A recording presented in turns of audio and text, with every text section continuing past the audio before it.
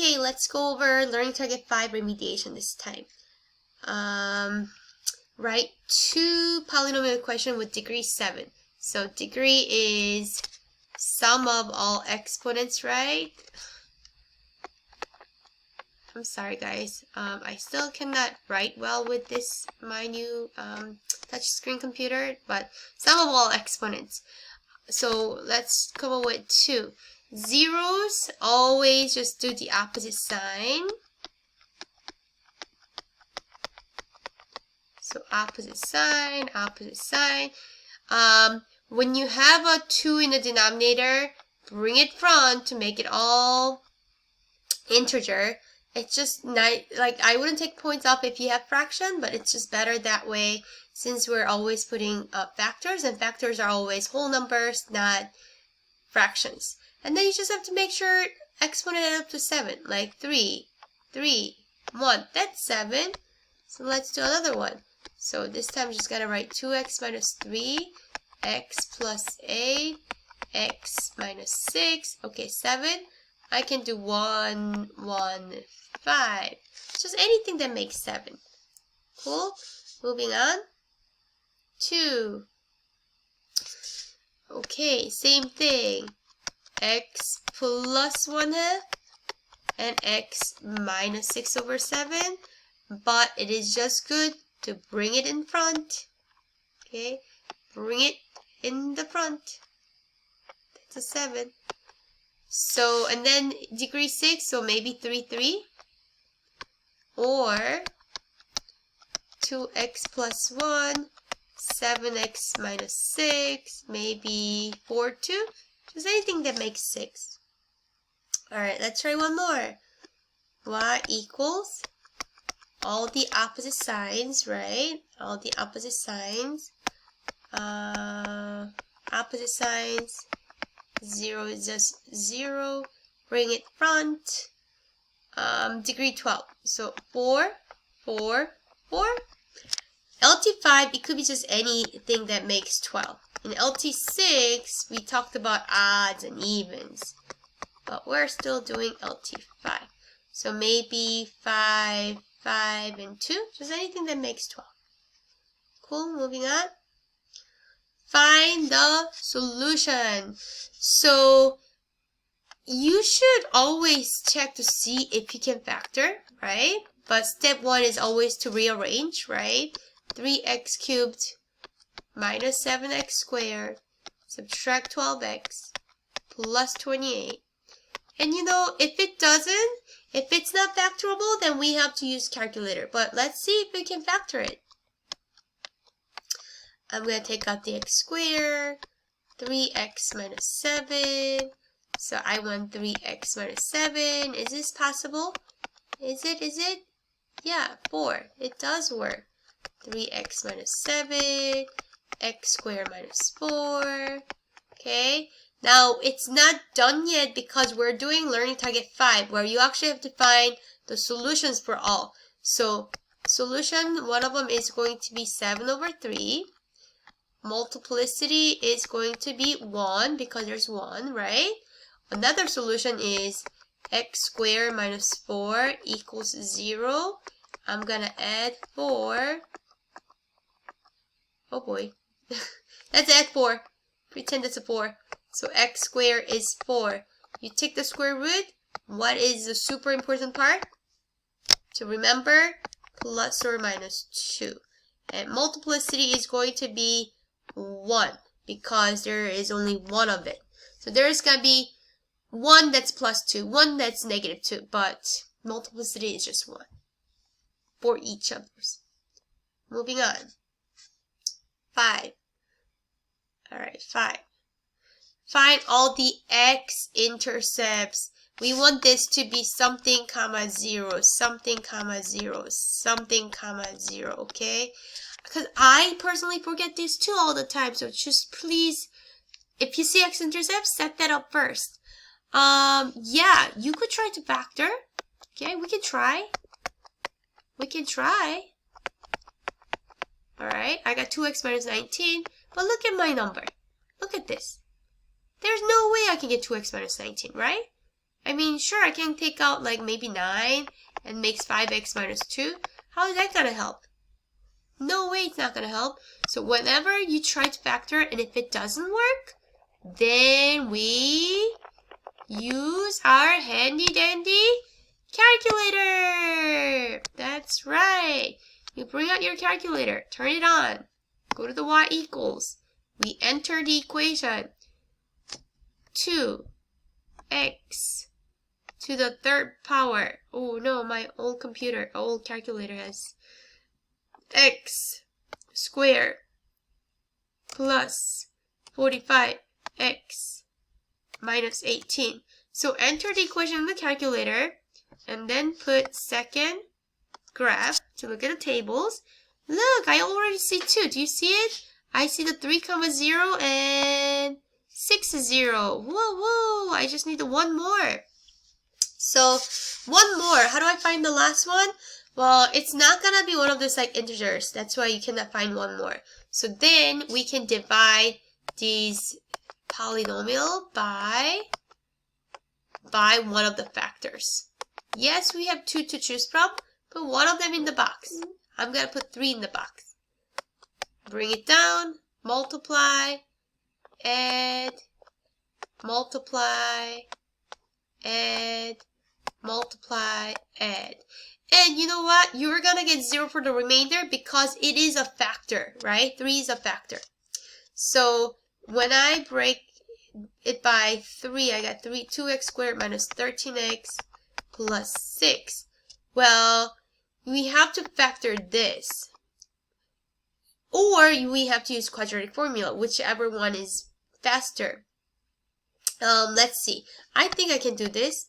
A times C is 12. B is negative 13. So I know it has to be negative 12 and negative 1, right? Yeah, I can actually factor this. I knew that I did not have to use quadratic formula for this because you know how we already have a 3 and a 6. So it was not gonna be something that's terribly ugly and that goes into quadratic formula. But quadratic formula always works if you don't want to do it this way. There. So now I see this is where I got the 6 from. The one that we were missing was 1/2. So the other x-intercept 1/2. Moving on to 7. Alright, find the degree. Now remember, these exponents we multiply. 5x, the first part has 1. 2 times a 3 and just a 5. That is 1 plus 6 plus 5, 12. Roots and multiplicity. There are 3 parts. This is part 1. This is part 2. So we're just like breaking down by all the factors in parentheses. That's part 3. That would be 0. Multiplicity is 1 because multiplicity is the exponent. Remember that. That's the exponent of the factors. This would be subtract 2, x squared is negative 2, take the square root, x is I because of the negative, root 2 stays in there, and don't forget plus or minus. Why? Because when you take the square root of a variable, we always have to consider plus or minus. Multiplicity is 3 because that 3 was outside of that factor. This one, 7/4, multiplicity 5. There. Alright, moving on to 8. Okay, I am just not gonna write all this down. 10 zeros? Oh, in standard form. So standard form means you just gotta have the 10th power as the highest. Done. 9. Factor form. Factor form is when we have factors in parentheses. 3 unique. So 3 different. Okay? It's unique. One of the root is negative 1, negative 2, negative 3. All unique. 10. Okay, back to this. See, so you should try to factor first and see if you can factor. But before we factor, we should rearrange, right? Rearrange, so it's negative 3n cubed plus 2n squared minus 108n plus 72. Whoa, look here, something that we have never done before. I'm going to take out negative n squared. We've never done that before. Remember? Why? Because I want to make sure that we start with a positive number in the parentheses.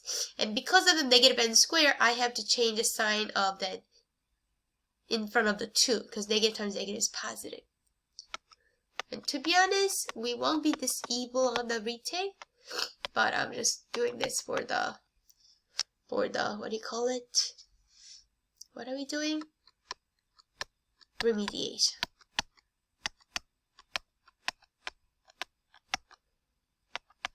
Alright, there, I factored it, it's done. One of the solution is 2/3 with multiplicity, of course 1.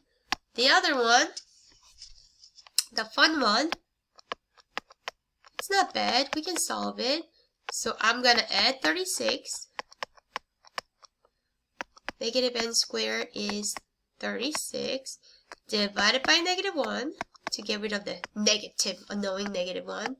N squared is negative 36. You take the square root.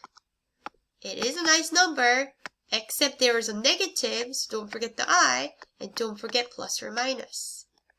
And multiplicity 1. I'm kind of shocked that I'm not making, or I haven't made any mistakes, but it's okay to make mistakes because there are so many little parts and totally understandable. Alright, state the possible zeros. Alright, see? You just already see the clue. Possible zeros, possible rational zeros. There are so many answers. This is the one where you have to do plus or minus factors of the constant. 8 divided by plus or minus factors of the leading term. 10. So plus or minus 1, 2, 4, 8. Over plus or minus 1, 2, and 5. So, possible rational zeros are 1, 2, 4, 8 for sure. Okay, by dividing by 1. Now let's make 2 as a denominator. 1/2, check. 2 over 2, don't check. 4 over 2, that's already there. 8 over 2, that's already there. So done. Now let's do 5s. 1/5, brand new one. 2/5. I need it. 4/5. I need that. 8/5. I need that. Done. Another one. 12. Okay. Plus or minus factors of 16 and plus or minus factors of 6.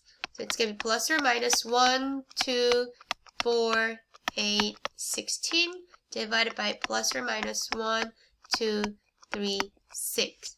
So the answers are plus minus 1, 2, 4, 8, 16 with 1 as a denominator. 1/2.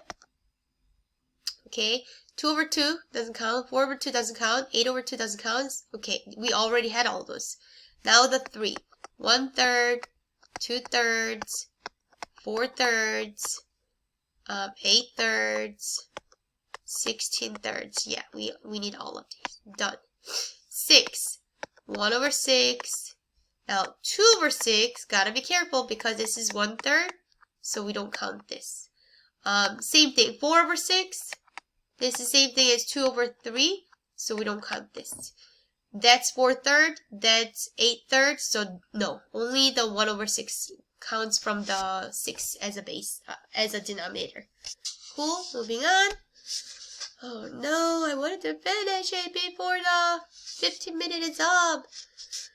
Okay, well this one, you gotta put this in the box. Okay, in the box. Pause it. So I have 10 seconds left, so I'm just gonna show you the answers. So here's 13, pause it. Here's 14, Pause it if you have to. Here's 15.